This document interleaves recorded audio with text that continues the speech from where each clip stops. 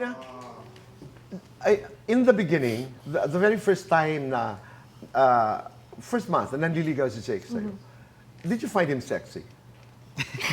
Yes, Tito Boy. Di ba? Actually, Ako naman talaga, di ba? kasi Tito Boy, si Jake kasi, when I first met him, nung unang show namin, yung Oh My Mama, tahimik kasi talaga siya. And sabi ko, parang may pagka-mysterious pala to, no? And I would find people like that na sexy. So, yeah, yes. Jake, talagang matahimik ka naman talaga. Pero naramdaman mo yun na tinitingnan ka ni Ina? Kasi hindi ako observant, Tito Boy. Hindi, siguro, naramdaman ko na lang siya nung nasa taping kami.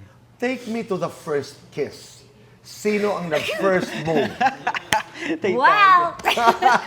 Tingnan natin kung maaalala niya. Kasi ako, I remember the Naalala first. ko siya actually. Okay. Doon yun, Tito Boy, sa taping. Nakaw-kiss lang yun, nakaw. Parang, Oh, Tito Boy. Oh, kasi ano na siya, parang tapos na yata siya, pauwi na yata siya. Hindi, Tama ba? lilipat Ay, na lilipat ako ka na sa location. Location. Pero siya, pack up na Nag-stay siya. ako. And then, how did it happen? So, parang biglaan, Tito Boy eh. Parang hindi namin na-expect din na gano'n eh. Parang kinis ko siya bigla. I think naging impulsive siya nung time na yun. May pag-aatubili ka ba, Ina? Parang, ay, anong naging reaction mo?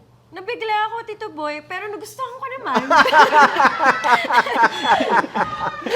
Pero, I was surprised kasi, syempre nung time na yun, maghihiwalay na kami kasi Ng set. tapos na siya. Tapos lilipat na ako. Okay, doon ako hihinto So, akala ko sa first beso kiss. lang to na beso na goodbye. But nakaw na talaga na kiss. Kiss. But it was very fast. Fast Kaya, lang, fast sabi lang ko, huh? talaga. Okay. Nagustuhan mo naman. Na nagustuhan ko naman. Ano ang aming aabangan? Consensual naman.